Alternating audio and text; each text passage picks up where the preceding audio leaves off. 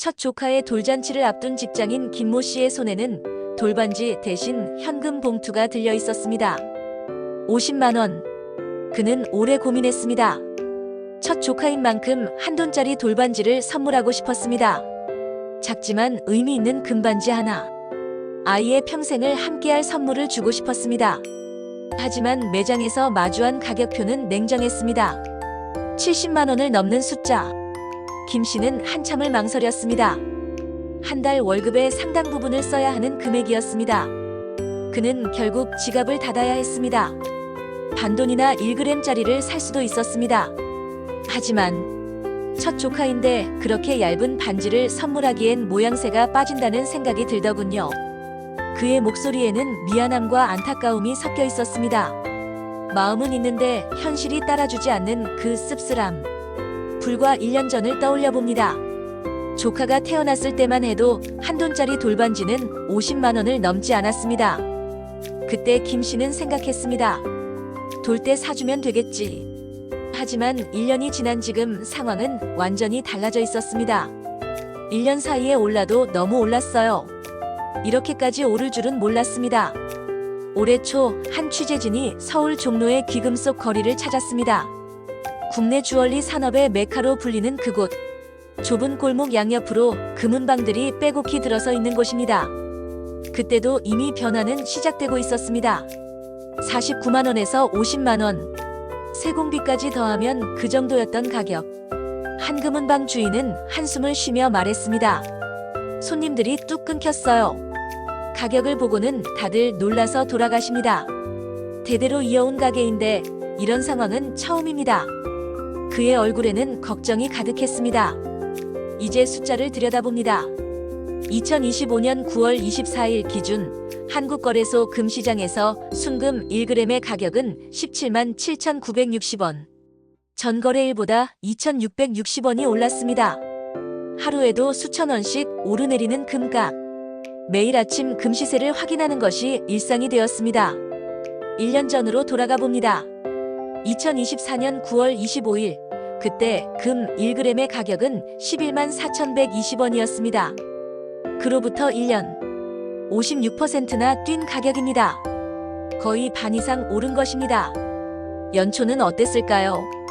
2025년 1월 2일, 새해 첫 거래일의 금값은 12만 8,790원이었습니다.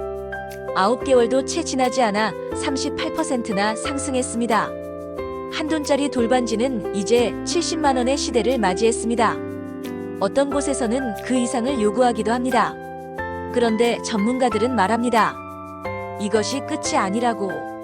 국제금 시장을 들여다봐야 합니다. 최근 국제금값은 온스당 3,700달러를 돌파하며 사상 최고치를 경신했습니다. 온스는 약 31.1지에 해당하는 무게 단위입니다. 그 무게의 금이 3,700달러, 우리 돈으로 환산하면 약 500만 원에 육박하는 가격입니다.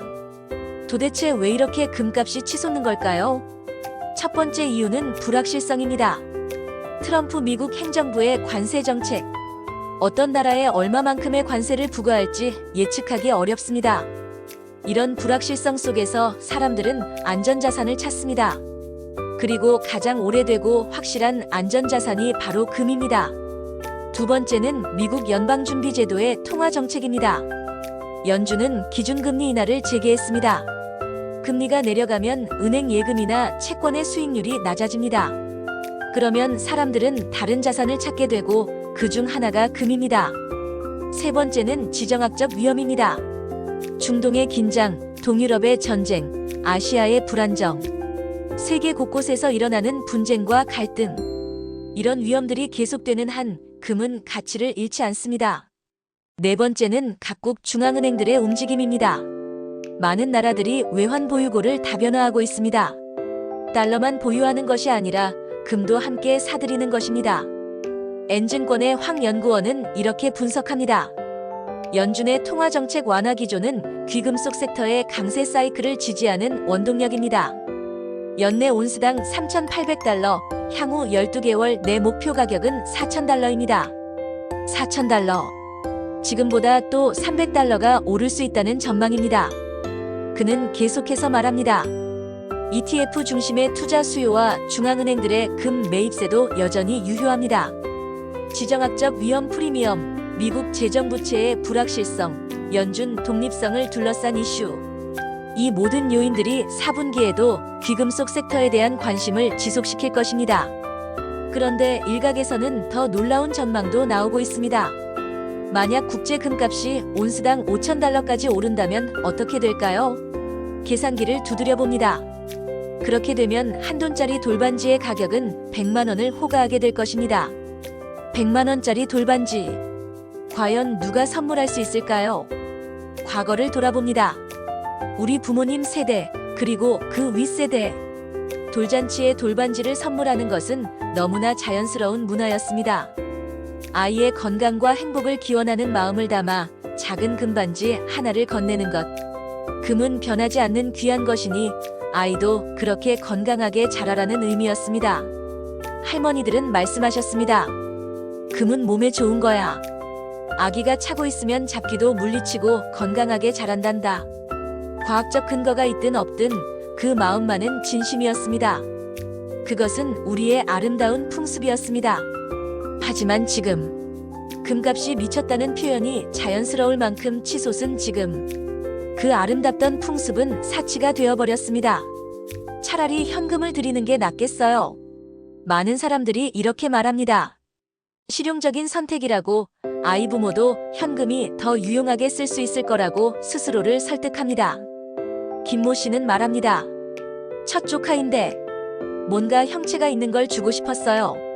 나중에 아이가 커서 이건 큰아빠가 돌 때 선물해 준 거야 라고 말해줄 수 있는 건 말이에요. 현금은 순간적으로 유용하지만 기억에는 남지 않습니다. 하지만 반지는 다릅니다. 작은 반지 하나에 담긴 이야기와 추억.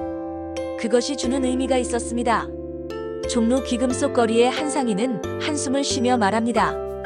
요즘 젊은 분들이 오시면 가격을 보고 놀라세요. 그리고는 미안하다는 표정으로 돌아가시죠. 저도 마음이 안 좋습니다. 하지만 금값이 이러니 어쩔 수가 없어요. 전통과 현실 사이에서, 마음과 경제 사이에서 우리의 선물 문화는 조용히 변화하고 있습니다. 김모 씨는 돌잔치 당일 조카를 안아보며 생각했습니다. 미안해, 삼촌이 반지는 못 사줬어. 대신 이 돈으로 내가 필요한 것들 사렴. 그의 현금 봉투 안에는 50만 원이 들어있었지만 그보다 더 큰 마음이 담겨 있었습니다. 어쩌면 이것이 이 시대가 만들어낸 새로운 형태의 진심일지도 모릅니다. 형체는 없지만 마음만은 여전히 따뜻한. 금값은 계속 오르고 있습니다. 내일은 또 얼마가 될지 아무도 모릅니다. 하지만 변하지 않는 것이 하나 있습니다. 아이를 축하하고 사랑하는 그 마음만큼은 금값과는 상관없이 여전히 소중하다는 것. 다만 그 마음을 표현하는 방식이 시대에 따라 조금씩 달라질 뿐입니다. 여러분에게 조금이라도 도움이 되었다면 꼭 구독과 좋아요를 눌러주세요. 그럼 다음에 또 찾아뵙겠습니다. 감사합니다.